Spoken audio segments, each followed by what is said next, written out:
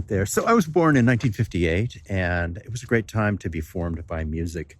You know, at 3, I was aware. At 5, I was aware. I mean, the Beatles showed up in the mid-60s, and then it was Hendrix, Clapton, you know, Cream, Billy Gibbons, ZZ Top, Led Zeppelin. And then in the 70s, Earth, Wind & Fire, Stevie Wonder, Steely Dan. So I loved songs. So the guitar that I've always loved the most has been the guitar in songs. I mean, the pocket of these rhythm parts. It gives me goosebumps. And then you'd have like headphones on and you hear something amazing on the left and something amazing on the right that you didn't actually quite hear that way until you got it right into your ears. And then the solos were always very defined and very important. If the song had me walking on air, then the solo would happen. It would shoot me up into the sky. I mean, literally, that's how I felt about music growing up. Now, the thing about these parts, it was always about the pocket and the feeling and the emotion and the joy. They were often pretty simple. I was in a band called Toy Matinee. My friend Bill Bottrell produced it. He always used to say, make every inch of your guitar part important. Everything's important.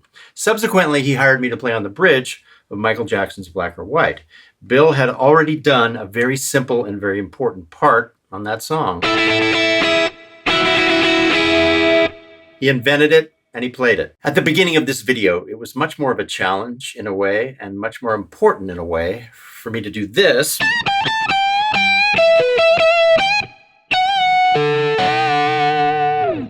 Than this.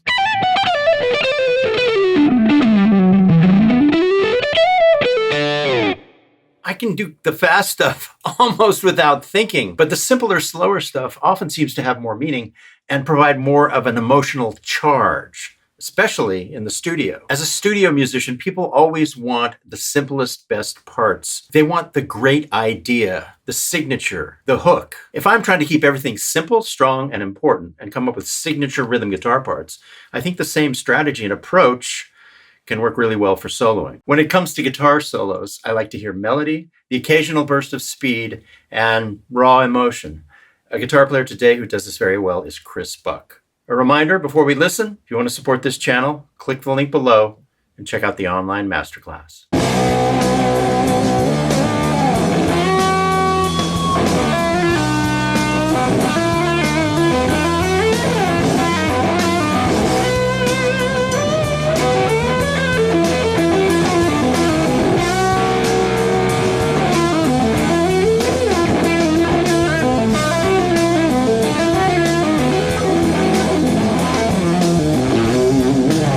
So let's look at a couple of cool moments. The opener, just as ferocious and aggressive as you can be. And he's even shaking the guitar neck quite a bit. Next, I went after an ascending riff on one string. It seemed simple at first, but when I tried it, didn't sound like him. Just didn't have the vibe. So I slowed down the YouTube video to half speed and found out it was this. Little microtonal bend up here at the top, and then the slide down is kind of a rhythmic element. It's got a pocket to it. And another cool one. So it's a downstroke, and then almost sweep picking.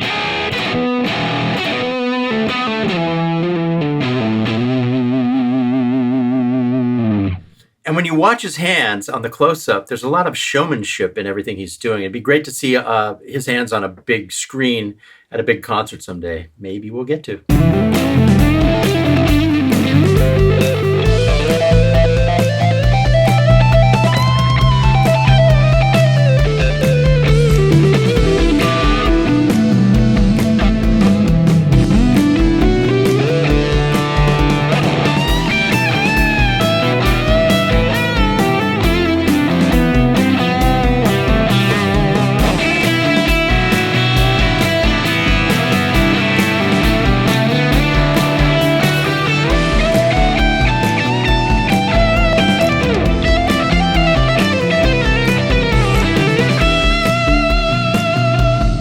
Hey, I want to introduce you guys to one of my favorite guitar players, Louie Shelton. You might not have heard of Louie, but he was playing on a lot of the stuff I loved the most as I was growing up. The exact kind of guitar player I always aspired to be, the kind of person that would show up and come up with the coolest little part or big part on your song.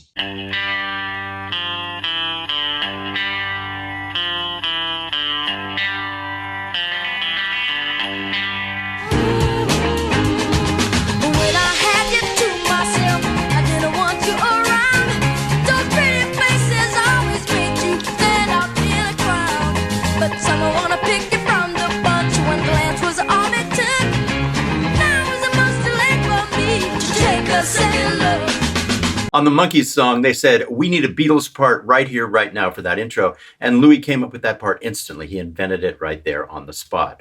Louie was part of the Wrecking Crew, an elite group of musicians that got to do a job nobody else got to do. One of the things Louie said about it was that at times it was like being in the best stereo, in the middle of the best stereo in the world. You'd be sitting there with an orchestra all around you, and perhaps Frank Sinatra would be singing. So it was a hard job to give up. Guitar players like Glenn Campbell and Ray Parker Jr. gave up their studio careers to become recording artists. And then would just do a special appearance, help somebody out on a session now and then. Louie gave up his session career to become a successful record producer. Louie produced Seals and Crofts. They had a lot of hits, but central to all those hits were Louie's signature guitar parts. Blowing the years of jazz done in my mind.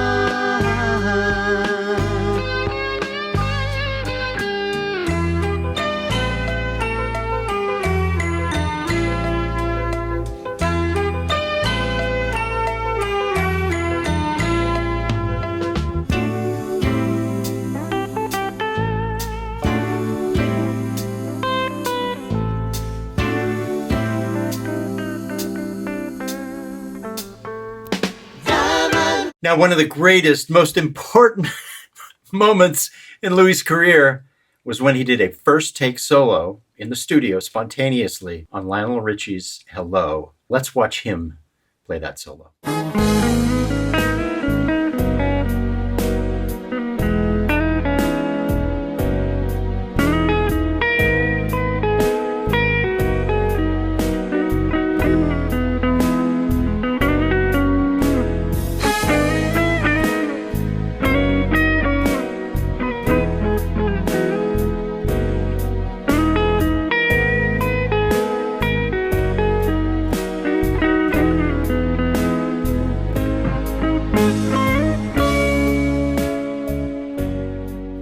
I watched a couple of great interviews with Louie on YouTube. The links are below. I got so excited that we have some mutual friends. I contacted him in Australia. We FaceTimed for about an hour. It was so fun. There's so many birds flying over his house that I could barely hear him. He lives in a great spot on the Gold Coast. He's very busy. And during COVID, he's busy in his studio, but he's doing lots of gigs these days. And it's just so wonderful to talk to him. Those links are below.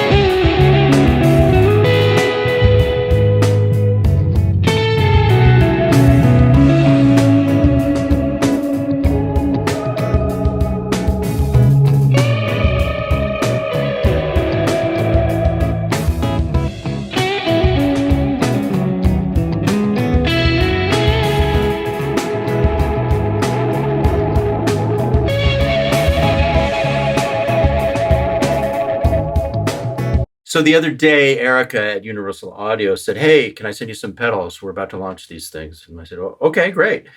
They came, plugged them in, and then I was immediately kind of taken aback by the actual level of engineering and the sound quality of what they've gone after. It's just a few things in each pedal that they've gone after, but there's some classic iconic stuff. This does phasing, flanging, a great version of the old Boss CE1 chorus and vibrato, and tremolo. Right now I have it set on tremolo. And then here, some really iconic reverbs, particularly the one I'm going to show you, Lexicon 224, which I saw in studios forever in kind of my first 2 decades in LA.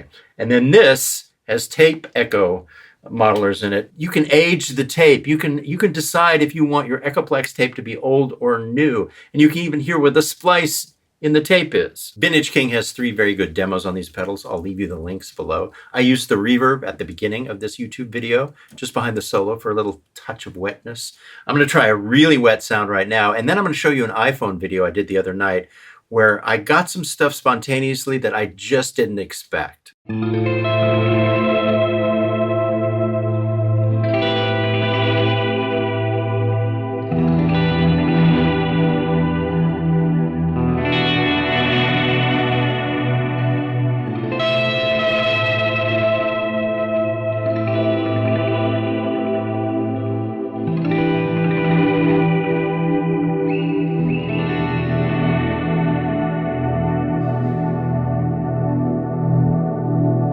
Okay, so I had a sound set up for the bridge, but then I found this. And all I'm doing is going.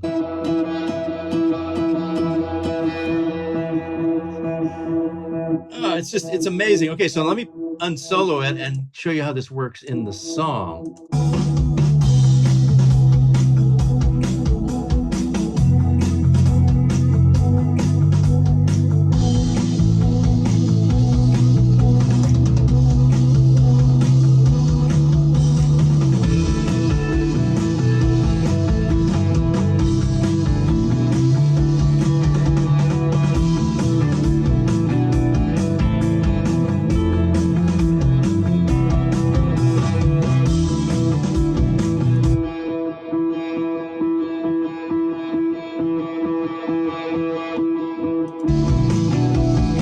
I mean, the pedals are creating the sound.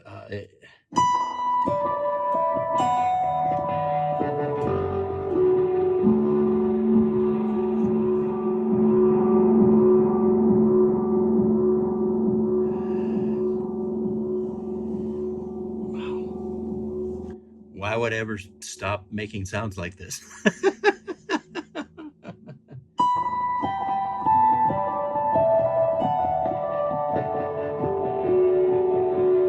Thanks for watching. If you haven't subscribed yet, please hit the subscribe button and ring the bell. If you are a subscriber, please ring the bell.